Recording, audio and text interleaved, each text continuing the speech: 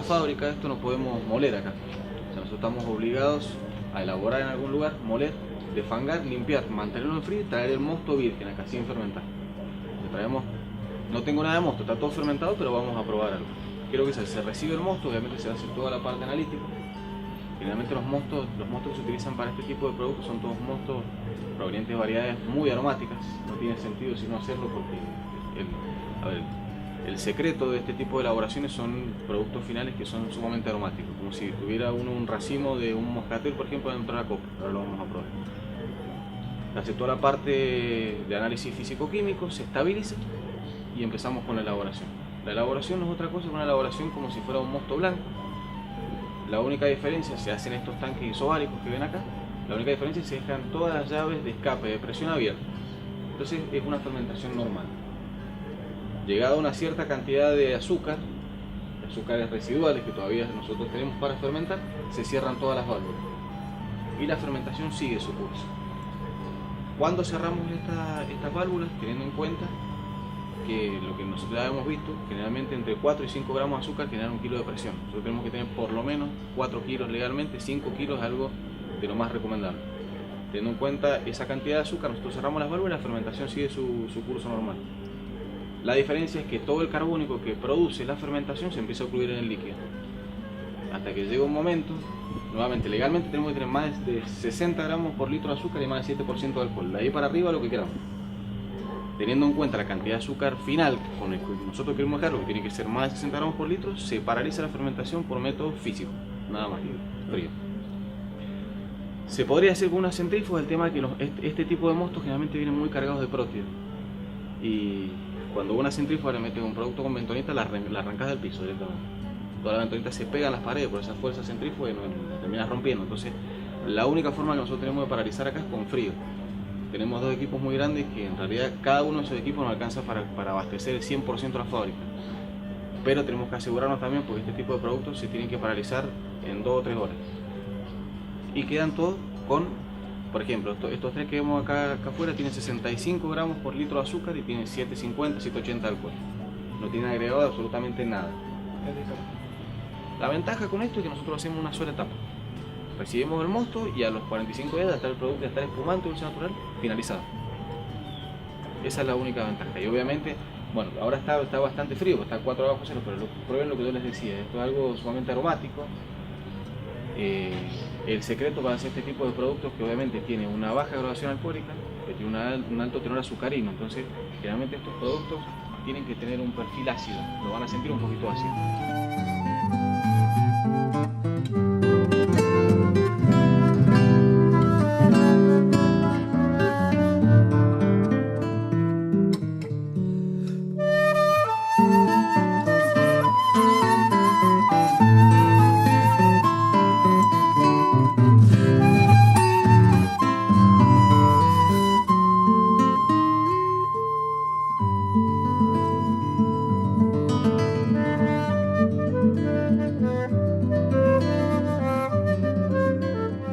Esto es mucho más crítico el tema del pie de cuba que en un Charmat.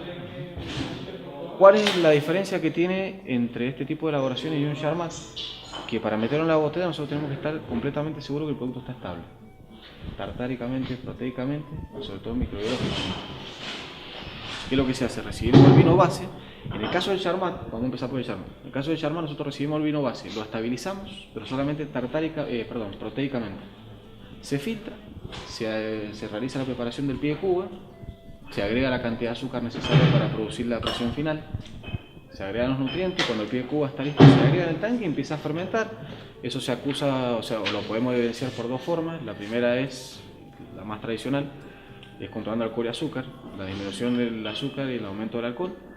Pero también tenemos una forma mucho más simple que es con un manómetro. A medida que eso empieza a fermentar, la presión empieza a aumentar. Una vez que termina de fermentar, se le aplica frío para nuevamente ocluir todo el carbónico, se corrige y empieza la estabilización tartárica. Porque obviamente tenemos que sacar toda la parte tartárica que está inestable. Una vez que se finaliza la estabilización tartárica, se procede a la saborización, que es la tipificación del espumante, la cantidad de azúcar, se pueden hacer retoques de acidez, no mucho. generalmente, obviamente no con tartárico, pues ya estabilizamos toda la parte tartárica, no vamos a volver a agregar tartárico. Se hace con cítrico en muy pocas medidas. Últimamente se está utilizando el málico también y un poquito de láctico, pero es medio complicado.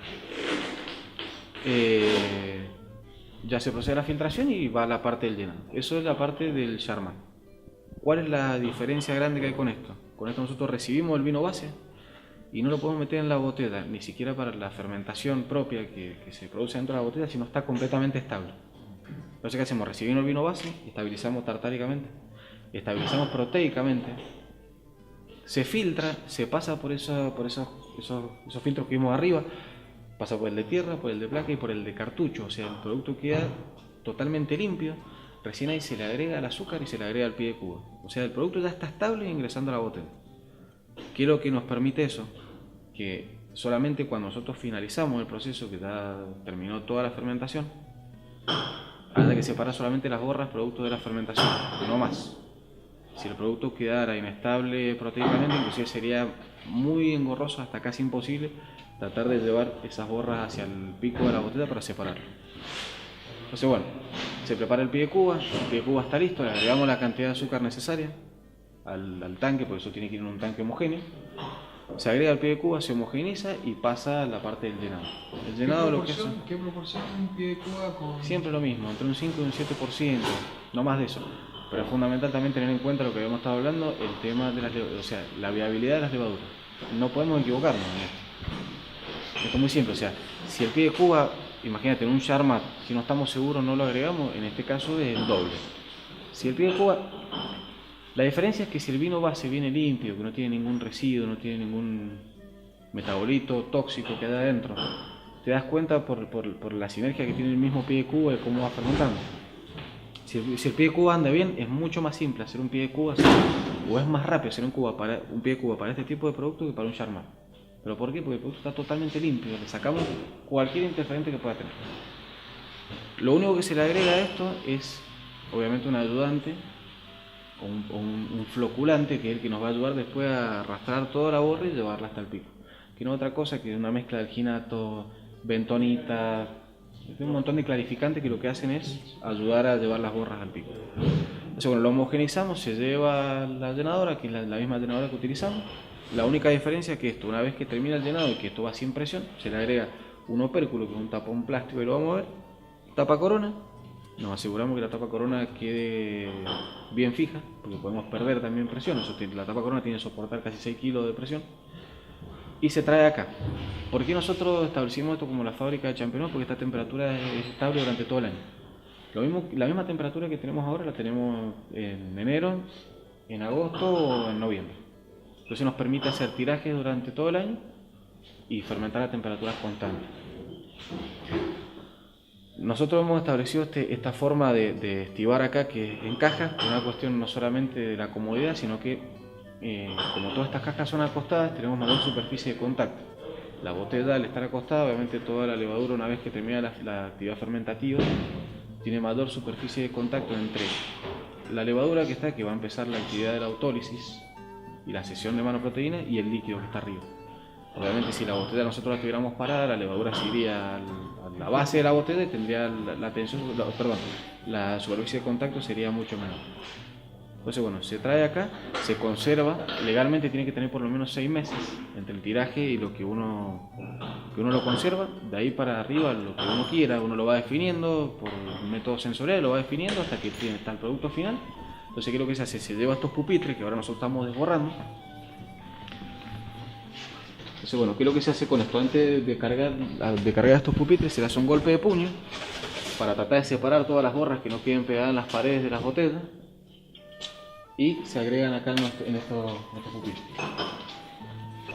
Depende de la densidad que tenga, depende de la cantidad de borra. No es una receta, pero bueno, uno tiene que definir también la turbidez que tiene el producto y la cantidad de borras que tiene. Por ejemplo, en este caso nosotros le hacemos un cuarto de giro por cada 12 horas. Creo que un cuarto de giro, por ejemplo, de hora se hace un cuarto de giro en sentido antihorario y un cuarto de giro horario. ¿Para qué? Para separar las borras de las paredes inferiores de la botella. ¿De qué forma? Se levanta, se le hace un giro rápido y se golpea para que vaya la borra hacia abajo. Bueno, esto nosotros lo hacemos 2 veces al día. Esto tiene solamente 3 movimientos. Esto ya los moví. Pero fíjense con 3 movimientos cómo cambió lo que vimos recién a esto. Ya hay un alto porcentaje de borras ya directamente en el pico. O sea, esto con 5 o 6 movimientos más terminamos de limpiarlo. Ingresa solamente el pico, eso gira, tiene un sentido horario para girar. Y cuando da toda la vuelta, que dura aproximadamente 1 minuto y medio, uno lo saca esto y está todo el tapón congelado, lo que permite dar vuelta a la botella y que la borra no vuelva al líquido. Entonces después con un degodador, este es bastante casero, pero con un degodador lo que se hace es sacar la tapa corona, el opérculo, y la misma presión interna expulsa todo lo que es la borra congelada y el opérculo. Entonces pasa una descansadora, pues lo mismo que si agitáramos una botella y quisiéramos agregarle algo.